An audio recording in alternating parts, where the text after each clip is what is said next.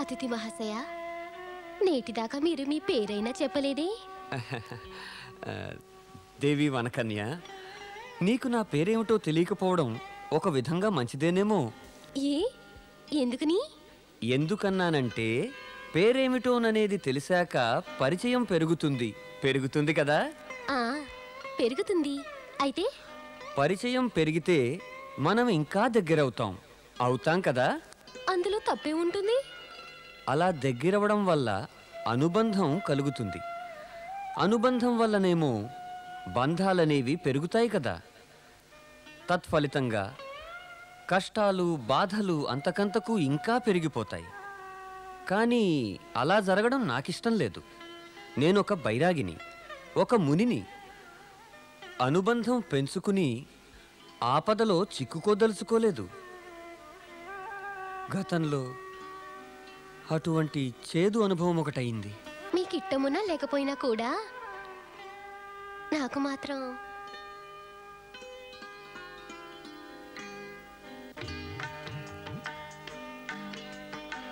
మీతో ఒక అనుబంధం ఏర్పడింది. అనుబంధమా? ఎటువంటి అనుబంధం? మీరు చెట్టు మీద నుంచి దూకి కాళ్ళు చేతులు ఇరక్కొట్టుకున్నారు. స్పృహ తప్పిన స్థితిలో మిమ్మల్ని ఈ కుటీరానికి తెచ్చాను. మా తండ్రి మందులు మాకులతో మీకు బాగు చేశాడు. దాంతో మీకు మళ్ళీ మునుపటిలాగే ఆరోగ్యం బాగా అయింది.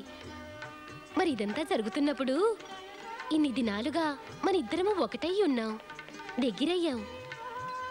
దీన్ని అనుబంధం అనక మరేమనాలంటారు? ఇది అనుబంధం కాదు. తండ్రి కూతుళ్ళు నాకు ఉపకారం చేశారు. మీ ఈ ఉపకారానికి మీ ఇద్దరికీ నేను కృతజ్ఞుణ్ణి. ఏమా ఉపకారం? ఎందుకీ కృతజ్ఞతలు? నేను తమ పేరేమిటి అని అడిగానంతే. మీరు మీ పేరేమిటో చెప్పదలుచుకోకపోతే సర్లేండి, పోనిండి. మీ ఈ సేవకురాలి పేరైనా అడగరా ఏంటి? ఏమిటి నీ పేరు? వన్య. వనంలో నివసించే వనవాసిని వన్య. నేను వనవాసి కురీలా కుమార్తెను.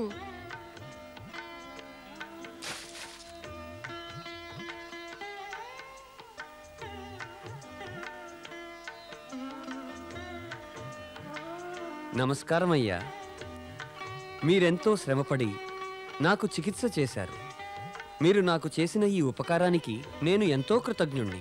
అయ్యయ్యో, శ్రమేటికని నువ్వు కోలుకున్నావంతే. దాంతో మా శ్రమంతా ఆనందం కింద మారిపోనాది. మీరు ఎంతో సత్పురుషునిలా కనిపిస్తున్నారయ్యా. కానీ ఇంకా మిమ్మల్ని నేను శ్రమ పెట్టడం భావ్యం కాదు. వెళతాను, నాకిక సెలవిప్పించండి. నైనా, నువ్వు వెళ్ళిపోతానంటుంటే నా మనసు లబలబలాడిపోతున్నది. ఇంకా అతిథినంటావేంటి నాయనా చెప్పు. ఇప్పటి నుంచి నువ్వు మా కుటుంబంలో ఓ మడిసి కిందే లెక్క నాయనా. మాలో ఒకడు వైపోయినట్టే. అమ్మ వన్య, పళ్ళు తేవడం మరిచారే, వెళ్ళి వాటిని తీసుకురా. ఈయనకి ఇయ్యాలి. అలాగేనయ్యా, తీసుకొస్తా. వెళ్ళమ్మా. చూడు బాబులు, నీ వంశం గురించి, నీ తల్లిదండ్రుల గురించి నాకు ఏంటి తెలీదు. నాకు తెలిసిందల్లా ఒకటే, నా కూతురు అన్య నీకు సేవలు చేస్తున్నప్పుడు నువ్వు ఆమెకి సర్వస్వం అని భావించింది నాయనా. నేను కూడా ఓ విషయం నిశ్చయించుకున్నాను. నువ్వే నా అల్లుడవ్వాలని నా కోరిక. వద్దయ్యా, వద్దు. నేనొక బాలబ్రహ్మచారిని, మునిని. వివాహం అనే జంజాటం నాకు వద్దే వద్దు. అట్టా అనుకు నాయనా, అట్టా అనబాకు. అన్నం పుణ్యం ఎరుగని మనసులో ఒక్క మాట మేము వాళ్ళకైనా మరిసిస్తే వాళ్ళని ఎప్పటికీ ఒకేయం. నువ్వే కనుక వంజని వివాహం ఆడడానికి సమ్మతించకపోతే దాని మనసు ముక్కలైపోద్ది నాయనా. ఇంకది ఓర్ని సచ్చేదాకా వివాహం ఆడదు, సచ్చేదాకా. మా వనవాసుల్లో కూతురు పెళ్లి చేయలేకపోతే పెద్ద పాపం చేసినట్టేనైనా, పెద్ద పాపం. నా చేత అంత పాపం చేయించుకు, నా చేత అంత పాపం చేయించుకు, పాపం చేయించుకు. వన్య, నీ ఆశలు ఫలించబోతున్నాయమ్మా. మన అతిథి పెళ్లికి ఒప్పుకున్నాడమ్మా.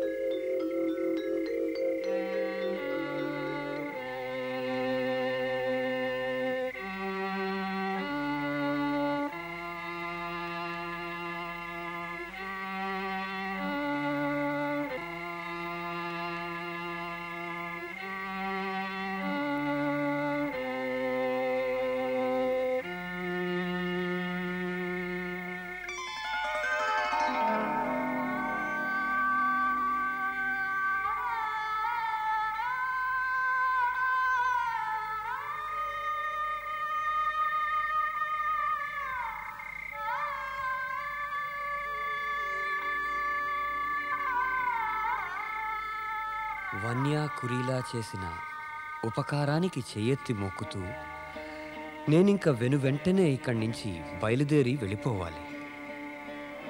నారదునికి శాపమివ్వడమే నేను చేసిన మహాపరాధం. నేడు ఆ మహాపరాధానికి శిక్షను అనుభవిస్తున్నాను. ఈ వన్యకు, ఆ కురీలాకు నా మనసులో ఏముందో తెలిస్తే వారిక నన్నిలా వెళ్ళిపోనివ్వరు.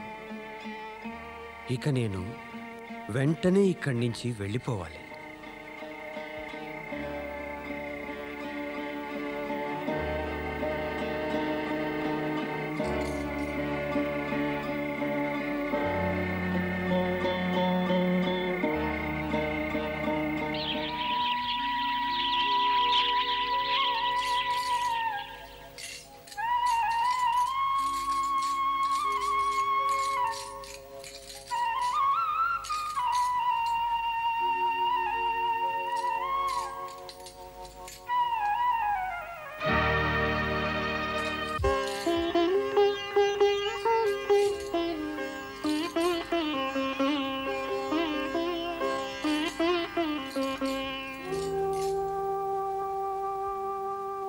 ఓం నమః శివాయ, ఓం నమః శివాయ. నన్ను క్షమించండి శివశంకర, నన్ను క్షమించండి. వనవాసులైన ఆ తండ్రి కూతుళ్ళు ఆనాడు నన్ను రక్షించారు, నాకు ప్రాణదానం చేశారు. నేను వారికి చెప్పా పెట్టకుండా నిద్రపోతుండగా వదిలిపెట్టి వచ్చేశాను. నా వంటి కృతజ్ఞులు, పాపిష్టి వారు ఇంకెవరుంటారు? కానీ నేను నిస్సహాయుణ్ణి పరమేశ. నేను ఏం చెయ్యను? నేనా బాలబ్రహ్మచారిని. వివాహము, గృహస్థాశ్రమ బంధాల్లో చిక్కుకోవడం నాకు సాధ్యమా పరమేశ? దమయంతిపై మిథ్యామోహంలో పడిపోయి నేను మొదట్లోనే పాపాన్ని కొడిగట్టిన వాణ్ణి అయ్యాను. నారదుని శాపం వల్ల గగనగామిని విద్యను కూడా నేను కోల్పోయాను పరమేశ. నన్ను క్షమించండి పరమేశ, నన్ను క్షమించండి. శక్తి శక్తి యజ్ఞపుత్రుడైన విశ్వరూప త్రిశిరుణ్ణి వధించి వేసి ఇంద్రుడు నన్నే కాదు మిమ్మల్ని కూడా అవమానించాడు. మాతా, మళ్ళీ శక్తి యజ్ఞం ప్రారంభిస్తున్నాను. ఈ మారు పరాక్రమవంతుడు, శక్తివంతుడు అయిన యజ్ఞపుత్రుని ప్రసాదించు. అతడా దేవేంద్రునిపై నే కోరినట్లు పగ తీర్చుకోవాలి. మాతా, మాతా, అలా గనక జరగకపోతే నేను స్వయంగా ఈ యజ్ఞకుండంలో దూకివేసి ఆత్మాహుతి చేసేసుకుంటాను. మాతా, నా ప్రార్థనకు, పిలుపుకు సమాధానమివ్వు.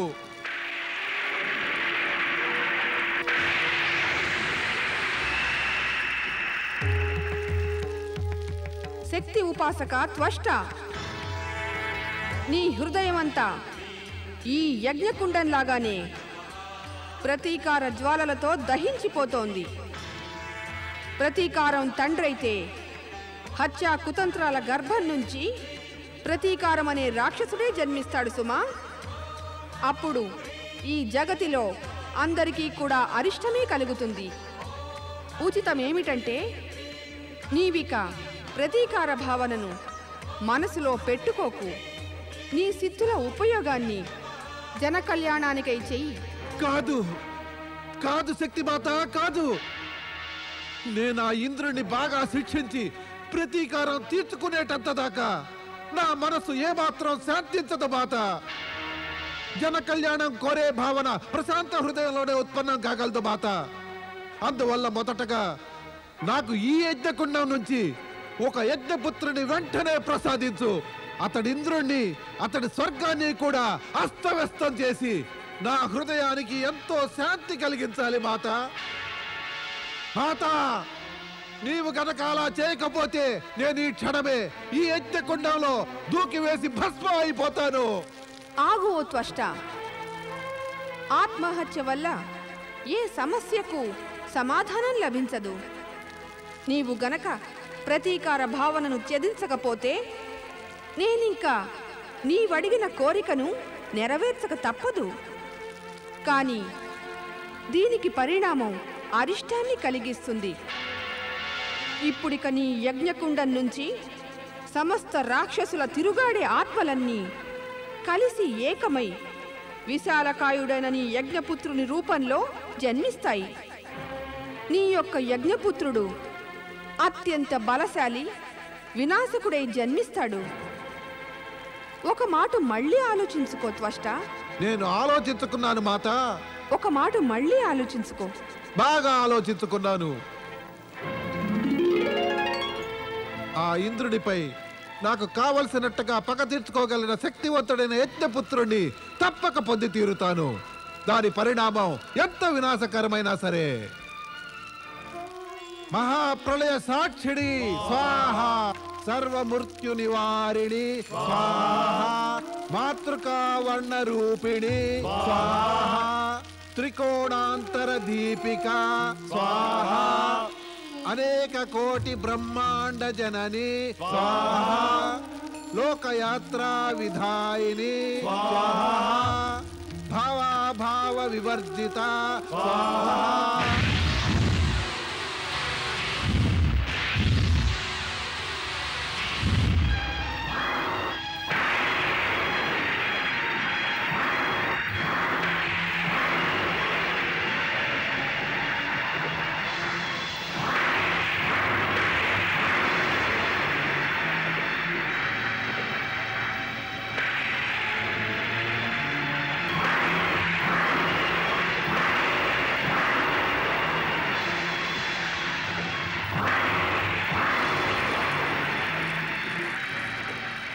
ఐం హ్రీం క్లీం చాముండాయ విచ్చై స్వాహ.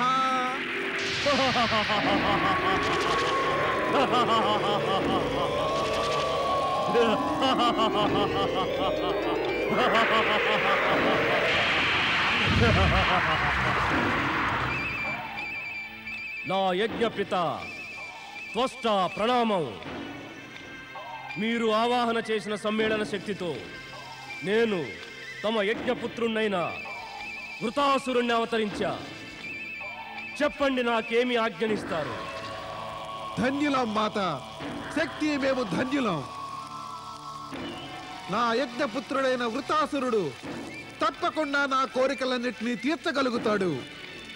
యజ్ఞపుత్ర వృతాసుర, నీవు సామాన్య రూపం ధరించిన వాడవై నా దగ్గరకు రా. నీకు చాలా చెప్పవలసి ఉంది. తమ ఆజ్ఞ శిరోధార్యం యజ్ఞపిత త్వష్ట.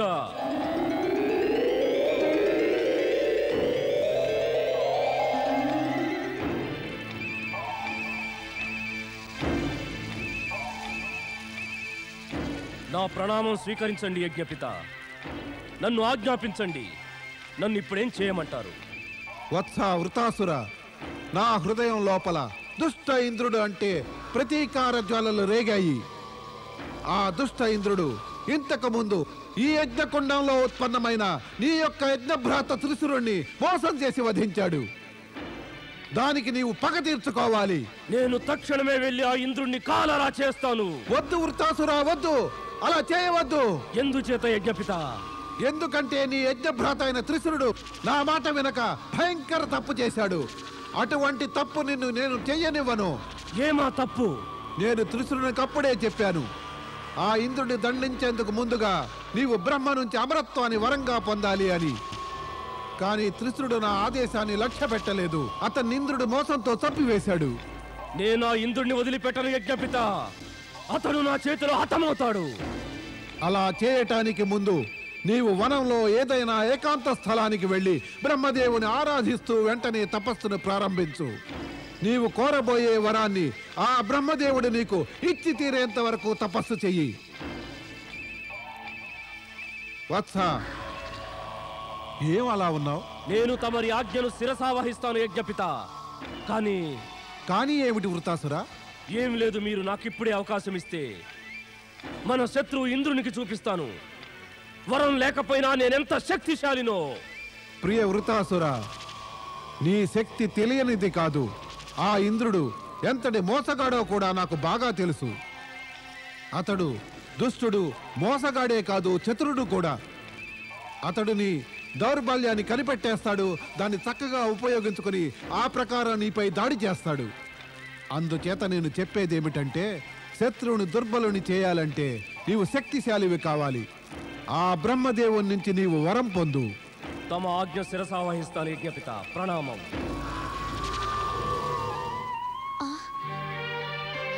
అదితే అదితే అదితే అదితే అతిథి ఎక్కడున్నావయ్యా? ఎక్కడికి వెళ్ళాడో ఏమో. వెళ్లే ముందు ఎక్కడికి వెళ్తున్నాడో చెప్పనైనా లేదు. మన అతిథి మనసు మంచిది కాదు వన్య. అతడు మన ప్రేమ ఆదరణ తిరస్కరించి పారిపోయాడు. వన్య, అతడిపై ఆశలు పెట్టుకోకు. నేను నీ వివాహం ఎవరైనా మంచి ఆటవిక యువకునికి ఇచ్చేస్తాను. వన్య, వన్య, అదితే అదితే అదితే అదితే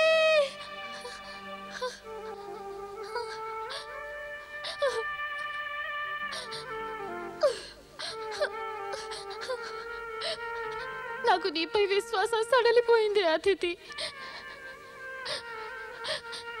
నిన్ను నా మనసులో దేవతగా భావించాను.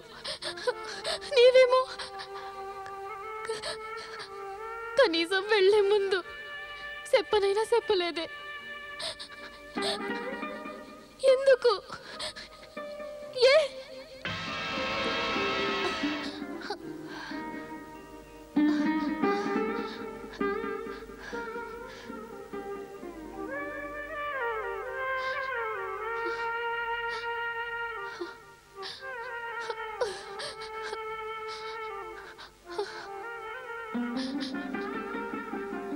మీరు సర్వజ్ఞులు కదా, మీకు అన్నీ కూడా తెలుసు కదా.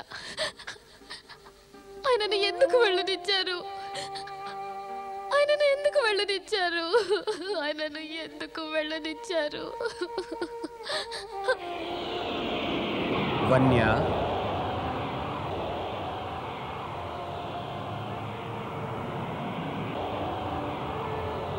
జరిగినదంతా విధి విధానం బట్టే జరిగింది. అందువల్ల ఇప్పుడు నీవు నీ మనస్సులో దుఃఖపడవద్దు. పర్వతుడు నీకు తగినవాడు కాడు. నీవు అతడికి తగిన దానవు కావు. నీవు అతడు కొంతకాలం కలుసుకుని మెలిగారు అంటే అదంతా మున్నాళ్ల ముచ్చట వంటిదే సుమా. అందుచేత అతడికై దుఃఖించకు. నీ తండ్రి చెప్పిన మాటను శిరసావహించు.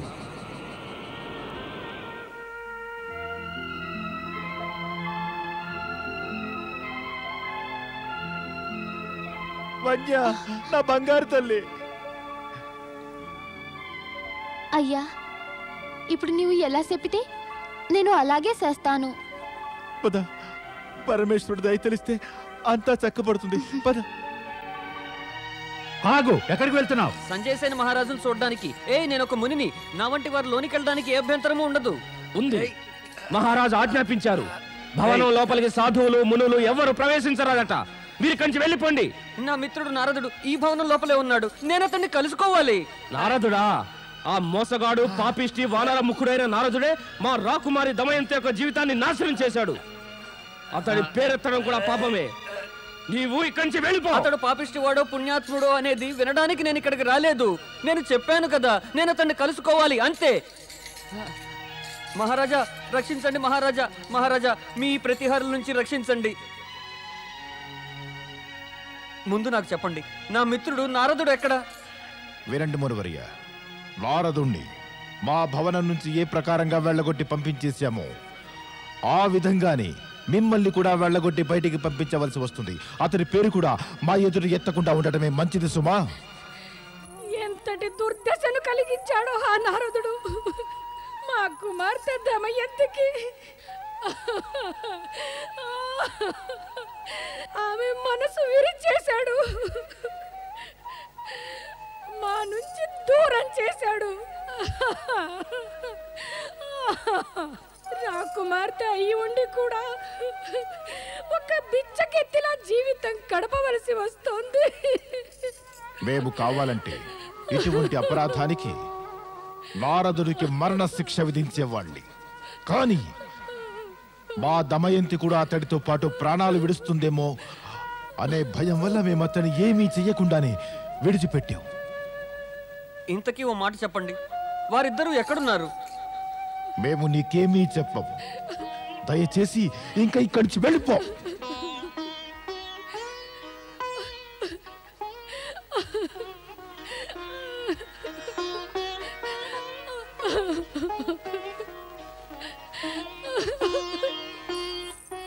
మునివర్య,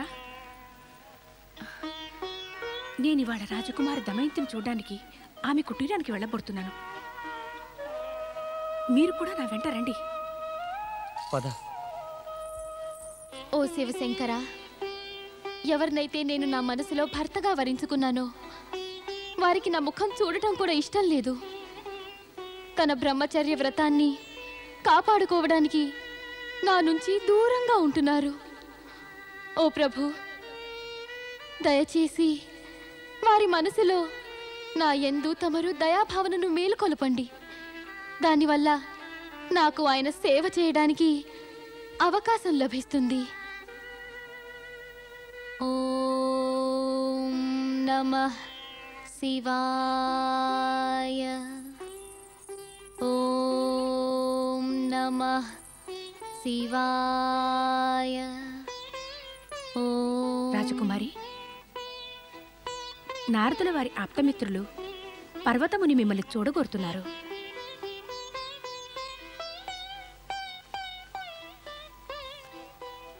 ప్రణామం పర్వతముని. అమ్మ మంగళమస్తు. అదే జరగటం లేదు కదా. అమంగళకరమైన కార్యం చేసిన పిమ్మట కూడా మంగళమస్తు అని ఆశీర్వదిస్తున్నారా? ఈ రెంటిలోనూ నేను దేన్ని నమ్మాలి మునివర్య? అమంగళమైన పనా నేను చేశానా? వానరముఖుడవ్వాలనే శాపం నారదు మునీంద్రులకివ్వటం మీరు ఆయనకు గాని నాకు గాని మంగళప్రదం అనుకున్నారా? శాప ప్రభావం చేత వానరముఖుడు అయిపోవడంతో నా స్వామి ఇటు అటు అల్లాడుతూ తిరుగుతున్నారు. ఆయన ఎవరికి తన ముఖం కూడా చూపించదలుచుకోలేదు. అయితే మరి నారదుడి కుటీరంలో లేడా? ఆయన ఎక్కడున్నారో నాకు తెలియదు. నేనే ఇంకా ఆయన దర్శనం పొందడానికి పరితపిస్తున్నాను. నేను అతడికై ఎక్కడని వెతకను. అతన్ని కలుసుకోవడం అత్యవసరం. మునివర్య, నా అభిప్రాయం ఆయన ఎంతో దూరం కూడా వెళ్ళి ఉండరు. ఇక్కడే దగ్గరలో ఏ వనంలోనూ ఉంటారు. ఎక్కడున్నా సరే నా మిత్రుణ్ణి తప్పక వెతికి తీరుతాను. మిత్రమా నారదా, ఎక్కడున్నావు నీవు? నీ మిత్రుణ్ణి పర్వతుణ్ణి నిన్ను చూడటానికై వచ్చాను. విను మిత్రమా. వసుధ, ఇప్పుడు కూడా మా యొక్క తల్లిదండ్రులు అలిగే ఉన్నారా? వారు మరి నన్నింకా క్షమించలేదా? రాకుమారి, నీ దుర్దశను చూడలేకుండా ఉన్నాను. నీవు నవ్వి ఎంతకాలమైంది, కళకళలాడుతూ కథలన్నీ చెబుతూ ఎప్పుడూ నవ్వుతూ ఉండేదానివి. ఇప్పుడేమో ఎల్లవేళలా విచారంగా ఉన్నావు. ఇదేనా నీ జీవితం రాజకుమారి? ఈ జీవితం నేను కోరుకున్నటువంటిదే వసుధ. నా అభిప్రాయంలో నారదులు నా వల్లనే శాపం పొందారు. ఓ విధంగా చూస్తే ఆ పాపానికి ప్రాయశ్చిత్తం చేసుకుంటున్నాను.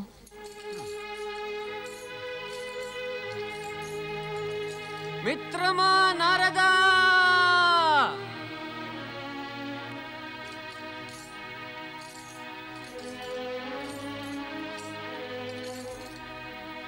సఖా నారదా, నేను పర్వతుణ్ణి నిన్ను కలుసుకొని వచ్చాను మిత్రమా. నువ్వెక్కడున్నా సరే నా ఎదుటికి వచ్చేయి మిత్రమా. నాకు వచ్చి కనబడు. పర్వతుడు ఇక్కడేం చేస్తున్నాడు? నారదా, భ్రాతా నారదా, మిత్రమా నారదా, నీకు శాపమిచ్చాననే పాపం నన్ను వెంటాడుతూనే ఉంది. నీ నుంచి దూరమైన నేను అనేక విధాలైన కష్టాలు పాలయ్యాను. ఇప్పుడు ఎంతో పశ్చాత్తాపడుతున్నాను. నీకింకా శాప విముక్తి కలిగించదలిచాను. మిత్రమా నారదా, ఇప్పుడు కూడా నాలో ఇంకేమైనా సిద్ధులు మిగిలి ఉంటే ఆ సిద్ధుల ప్రయోగాన్ని నీ శాప విముక్తికే చేస్తాను. నీవు మళ్ళీ ప్రసన్నవదన నారదుడివైపోవాలి. ఓం నమః శివాయ.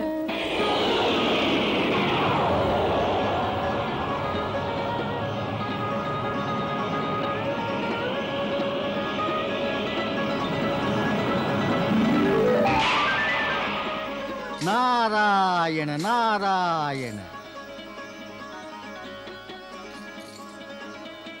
పర్వత, నీకు నేనిచ్చిన శాపం నుంచి విముక్తుని చేస్తాను. నీవు మునుపటిలాగానే గగనంలో విహరిస్తూ కోరిన స్థలానికి వెళ్ళగలుగుతావు. నారాయణ నారాయణ.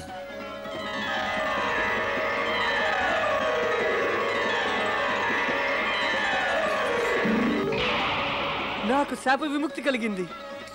నాకు శాప విముక్తి కలిగింది. నేను ఎగరగలుగుతాను. నేను ఎగరగలుగుతాను.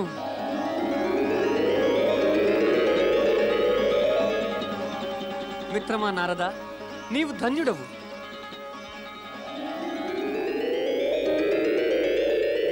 సఖా నారదా, పాపమా దమయంతి నా మూలాన్నే దుఃఖిస్తోంది. నీవామె దుఃఖాన్ని నివారించు మిత్రమా. పర్వత, దమయంతి దుఃఖం చూస్తే బాధగానే ఉంది.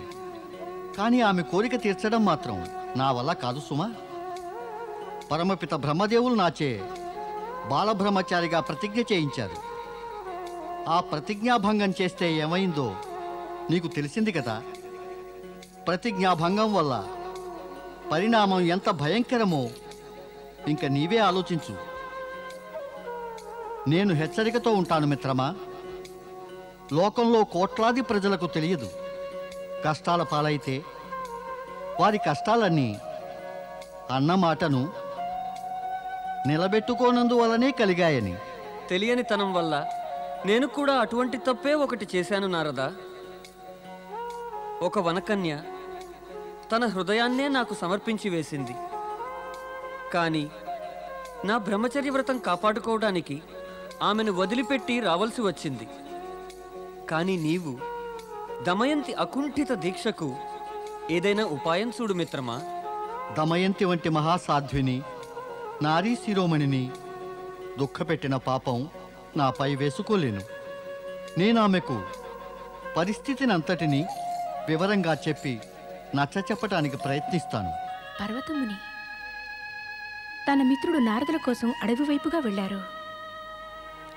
అతనికి ఆయన కనబడతారా? ఇద్దరు బాల్యమిత్రులు. ఒకరంటే ఒకరికి ఎంతో అభిమానం. పైగా ఏమిటి అభిమానమా? అభిమానం ఉంటే ఎవరైనా శాపాలిచ్చుకుంటారా? ఇలా ఇద్దరు ఒకరికొకరు శాపాలిచ్చుకున్నారు. కానీ పర్వతమునికి పశ్చాత్తాపం కలిగింది వసుధా.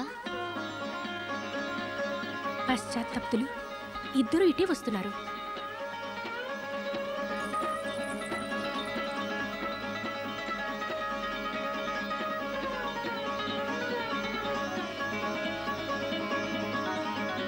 నా తపస్సు ఫలించినట్టే వసుధా. చూడు, నారదముని మునుపటిలాగే అందంగా మనోహరంగా కనిపిస్తున్నారు కదూ. నమస్కారం దేవి దమయంతి. పర్వతుడు నన్ను శాప విముక్తుణ్ణి చేశాడు. కానీ మీకు నా వల్ల కలిగిన దుఃఖానికి నష్టపరిహారం క్షమించమంటే జరిగేది కాదు. కానీ నేను అసహాయుణ్ణి. నా నీతి, నియమం, సిద్ధాంతాలకు కట్టుబడిన వాణ్ణి. ఇంతకు ముందు కూడా మీతో నేను అన్నాను, మీకు నాకు వివాహం అసంభవమేనని. అయినా మీరు మీ పట్టుదల మానలేదు. మీరు మీ పుట్టింటి రాజభోగాలను త్యజించి నాతో పాటుగా ఈ కుటీరంలో కష్టాలు పడుతున్నారు. ఇక మీకు నా విన్నపం ఇదే. నాకిక సెలవిప్పిస్తే నేను త్రిమూర్తుల దర్శన లాభం పొందుతాను. వానరముఖుణ్ణైనందువల్ల ఇక్కడ ముఖం దాచుకుని అల్లాడుతున్నాను. ఇక మీరు సంతోషంగా నన్ను మీ బంధం నుంచి విముక్తుని చేయండి. నేను చేయగల విన్నపం ఇదే నా విన్నపం. మునీంద్ర నారద, నేను మీకు ప్రణామం చేస్తున్నాను. మీరు అసహాయులని అన్నారు. అది నాకు అర్థమైంది. నేను కూడా అసహాయురాలినేనని మీకు తెలియజేస్తున్నాను. మీరు కూడా దాన్ని అర్థం చేసుకోండి. అసహాయులెలా? ఆర్యావర్తంలోని నారి ఒక మారు ఏ పురుషుణ్ణైనా మనస, వాచ, కర్మణ తన భర్తగా భావించిందంటే అతన్ని ఇంకే రూపంలోనూ ఆమె ఊహించలేదు. మీకు నాకు సంబంధం జన్మ జన్మల అనుబంధం. కానీ మీరు వెళ్తానంటే నేను ఆపను. ఎందుకంటే భర్త కోరికకు విరుద్ధంగా అతన్ని కొంగున కట్టి ఉంచుకోవడం ఏ భార్యకు కూడా ఉచితమైన పని కాదు. మీరిక బంధ విముక్తులైనట్టే రాకుమారి దమయంతి. మీరు పుట్టినింటికి తిరిగి వెళ్ళి మీకు తగినవాణ్ణి, ఎవరైనా అందమైన రాజపురుషుణ్ణి భర్తగా వరించి జీవితం సార్థకం చేసుకోండి. వీల్లేదు, ముమ్మాటికి వీల్లేదు. ఇక నేను మా పుట్టినింటికి తిరిగి వెళ్ళేది లేదు.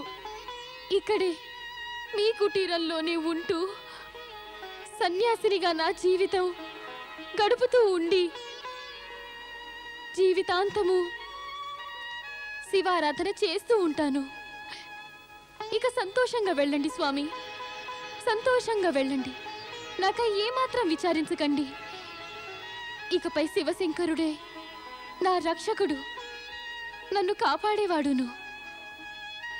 ఓం నమః శివాయ.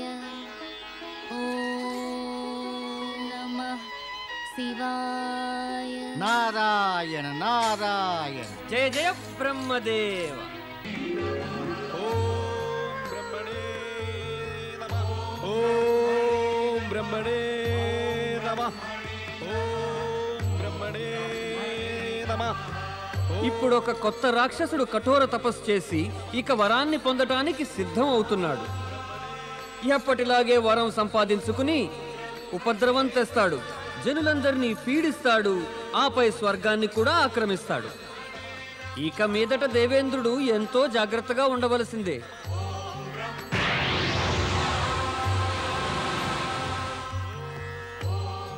మిత్రమా, ఇతడెవరో నీకు తెలుసునా? ఎలా తెలుస్తుంది? నేను నీ మాదిరిగా బ్రహ్మదేవుని కృపను పొందలేదుగా. మరి నీవే చెప్పు, ఎవడీ కొత్త రాక్షసుడు? త్వష్ట మహర్షి యజ్ఞపుత్రుడైన వృత్రాసురుడు. ఇతడు తన యజ్ఞపిత మనోవాంఛను తప్పక నెరవేరుస్తాడు. అయితే దేవేంద్రుడు ఎంతో అప్రమత్తుడై ఉండాలి కదా. మిత్రమా, సాధారణ పరిస్థితుల్లో అయితే ఈ ఉత్రాసురుని తపస్సు గురించి నేను దేవేంద్రునికి తప్పక చెప్పేవాణ్ణి. కానీ ఇప్పుడు నా పూర్వరూపాన్ని పొందాక మొట్టమొదటగా పార్వతీమాత పరమేశ్వరుల దర్శనం చేసుకోగోరుతున్నాను. పర్వత, గురుదేవులు బృహస్పతిని చూడటానికి స్వర్గం ఎలాగో వెడుతున్నావు? ఈ ఉత్తరాసురుని గురించి ఆ దేవేంద్రుని హెచ్చరించు. నేను కైలాసానికి వెడతాను. నారాయణ నారాయణ జయ జయ నారాయణ బ్రహ్మదేవ. నారాయణ. చెప్పుకో దేవి, కొద్ది క్షణాల్లో కైలాసం చేరుకోబోయే మొదటి వ్యక్తి ఎవరంటావు? మీరు నాకు చెప్పడానికి బదులుగా నన్నే ప్రశ్నిస్తున్నారే స్వామి. ఓం నమః శివాయ. నారదా, నేను నిన్నేమీ అడగబోవటం లేదు. ఇంతకాలము నీవు ఎక్కడున్నావు అని నేను తెలుసుకోవాలనుకుంటున్నదల్లా ప్రభువుల భవిష్యవాక్కు ప్రకారంగా నీవీ పాటికి ఒక ధర్మపత్నిని తప్పక పొంది ఉండాలి కదా. మరి ఆమెను వెంట పెట్టుకు రాలేదే? ఇంతకాలము కనబడకపోవడంతో నీ స్వభావమే మారిపోయినట్టుంది నారదా. నీ ఆ చిలిపి నవ్వు, వినోద స్వభావం, వాక్చాతుర్యము ఏమయ్యాయి? నేను గ్రహించలేదు పరమేశ్వర. మీరు నాకిచ్చిన వరం మాటున నాకు ఒక శాపమే దాగి ఉందని. నాతో ఇలా చెలగాటాలాడడంలో మీ ఉద్దేశ్యమేమిటి దేవేశ్వర? అది చెలగాటం కాదు నారదా, అదంతా విధి విధానం. అది నీ కోరిక వల్లనే జనించి ప్రకటితమైంది. నీవు మహర్షి దధీచిని ఆయన భార్య సువర్చలతో పాటు తపస్సు చేయగా చూసినప్పుడు భార్యను పొందాలి అనే కోరిక కలగకుంటే వానరముఖుడివి అయ్యేవాడివి కావు, ధర్మపత్నిని పొందే కోరికతో ఒంటరిగా మిగిలిపోయేవాడివి కావు. స్వామి, నారదునికి వానరముఖమా? వివాహం కూడా జరిగిందా? ఇదంతా మీరు నాకు చెప్పలేదెందుకని? మాతా, నాకు వివాహం జరగలేదు. పరమపిత బ్రహ్మదేవుని మానసపుత్రుణ్ణి, బాలబ్రహ్మచారిని. అలా వివాహమాడే పాపానికి నేను ఎందుకు ఒడిగడతాను? అయితే ధర్మపత్నిని నీవు వివాహమాడకుండానే పొందగలిగావా? మాత, అదంతా ఒక విషాద గాథ. పరమేశ్వరునికి అంతా తెలుసు. పాప మా రాజకుమారి దమయంతి నా ఇచ్ఛకు విరుద్ధంగా నా మోహపాశంలో చిక్కుకుంది. ఆ గందరగోళంలోనే నేను నాకు ప్రాణమిత్రుడైన పర్వతుని శాపానికి గురి అయి వానరముఖుణ్ణయ్యాను. జరిగినదంతా ఇంక మరిచిపోనారదా. అదొక పీడకల వంటి చేదు అనుభవమే. దాన్ని మరచిపోవడమే ఇక మంచిది. కానీ దీక్షాపరురాలైన రాజకుమారి దమయంతిని మర్చిపోలేను పరమేశ. నా కారణంగానే ఆమె రాజభోగాలను త్యజించి ఒక సామాన్య కుటీరంలో తమరిని ఆరాధిస్తోంది పరమేశ.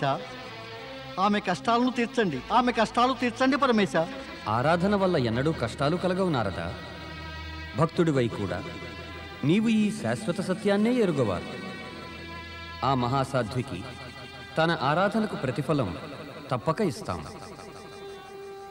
దేవి, ఒక స్త్రీ బాధను నీవే అర్థం చేసుకోగలవు. ఆమె కష్టాలు తీర్చే బాధ్యత మేము నీకే ఇస్తున్నాం. ఓ మాతా శక్తి, ఈ సమయంలో స్వర్గంపై ఎన్నో అమంగళ ఛాయలు గోచరిస్తున్నాయి. ఆ త్వష్ట మహర్షి స్వర్గంలో శక్తి పూజా సాంప్రదాయం ఆరంభించాడు. ఆ సిద్ధులే భయంకరమైన ప్రతీకార రూపాన్ని దాల్చి స్వర్గానికి దేవతలకు విపత్తు కలిగించ సిద్ధంగా ఉన్నాయి.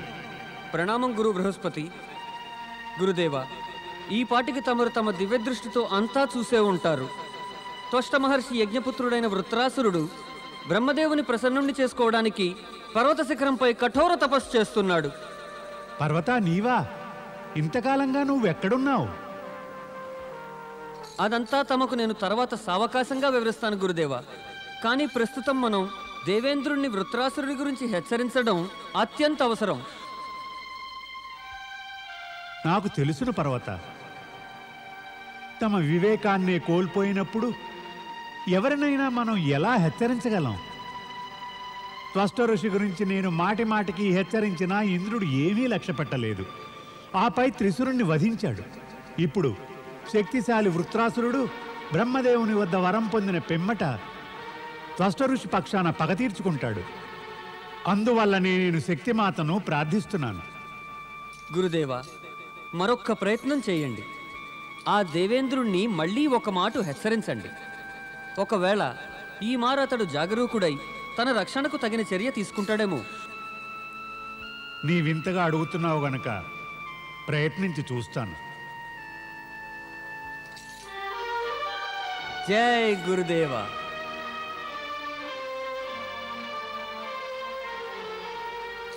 ఓ శక్తిమాత, దేవేంద్రునికి సద్బుద్ధినియ్యి. దేవేంద్ర దేవేంద్ర దేవేంద్ర దేవేంద్ర దేవేంద్ర ఏదైనా చెయ్యండి దేవేంద్ర.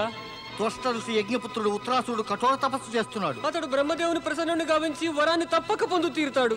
మీరు వెంటనే బ్రహ్మలోకం వెళ్ళి బ్రహ్మను వరమివ్వవద్దని వారించండి దేవేంద్ర, లేకుంటే అనర్థం జరగగలదు. అవును స్వామి, మీరు వెంటనే బ్రహ్మలోకం వెళ్ళండి. దేవేంద్ర, మీరు ఎంత అర్థించినా వరమియ్యకుండా బ్రహ్మదేవుని మీరెవరూ ఆపలేరు. ఎందుకంటే కఠోర తపస్సు చేసిన వారికి ఆ బ్రహ్మదేవుడు తప్పక వరాన్నిస్తాడు. ఇది మీకు తెలియనిది కాదు. అందుచేత వృత్రాసురుని బారి నుంచి స్వర్గాన్ని కాపాడడానికి మరేదైనా ఉపాయం చూడాలి. ఏమిటా ఉపాయం? దయచేసి చెప్పండి గురువర్య. ప్రస్తుతం స్వర్గాన్ని దేవతలను ఆపద నుంచి కాపాడే ఉపాయం ఒక్కటే, క్షమాయాచన. ఏమిటి? ఏమా క్షమాయాచన? ఎవరు ఎవరిని క్షమయాచించాలి? మీరే అడగాలి. ఋషి త్వష్టని. అతన్ని నిర్మల హృదయులే క్షమయాచించి అతడి లోపల రగిలే ప్రతీకార జ్వాలను శమింపచేయండి. అలా వీల్లేదు. ఇంద్రుడు క్షమ కోరాలా? ఆ త్వష్ట ఋషిన? స్వర్గాధిపతి ఇంద్రుడు, ఈ స్వర్గాధిపతి ఇంద్రుడు ఒక సామాన్య సాధువును క్షమ కోరడమా? అలా జరగటం ముమ్మాటికి అసంభవమే దేవగురు. ఆ ఇంద్రద్వేషి త్వష్ట ఋషిని క్షమించమని యాచించే ప్రసక్తే లేదు. వివేకరహితుణ్ణి హెచ్చరించడం బూడిదలో పోసిన పన్నీరులా వ్యర్థమే. ఓం నమ శివాయ. దివి సచి, చూసావు కదా దేవగురువును.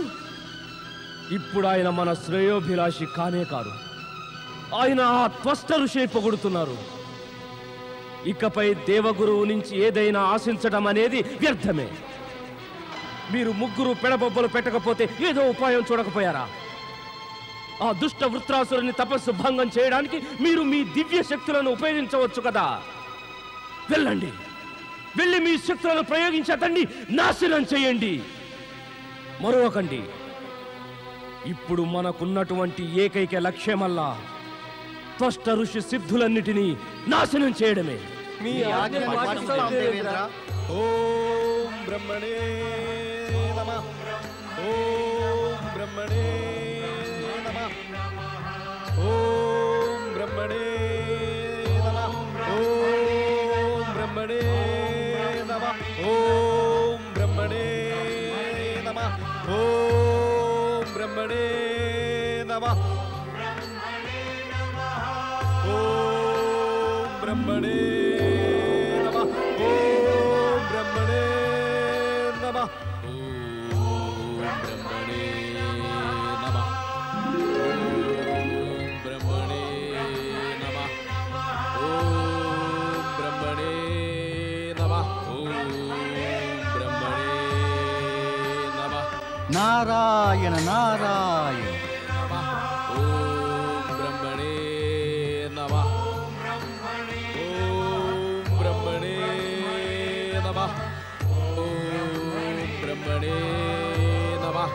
ఓం బ్రహ్మణే నమః. ఓం బ్రహ్మణే నమః.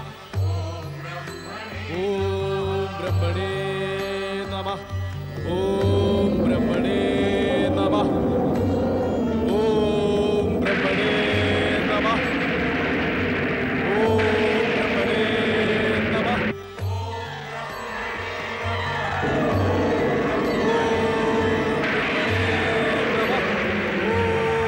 బ్రహ్మణే నమః. ఓం బ్రహ్మణే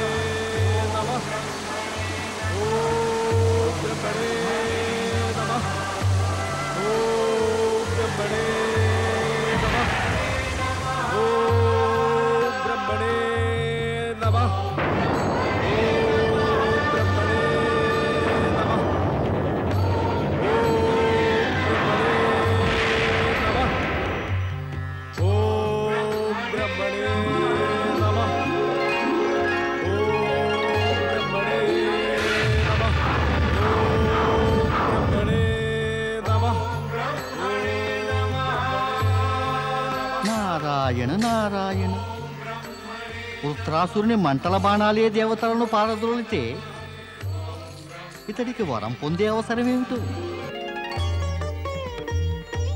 దేవి సరస్వతి, నీవా నారదుని గురించి చింతించావు కదా, త్వరలోనే ఇక్కడికి రాబోతున్నాడు.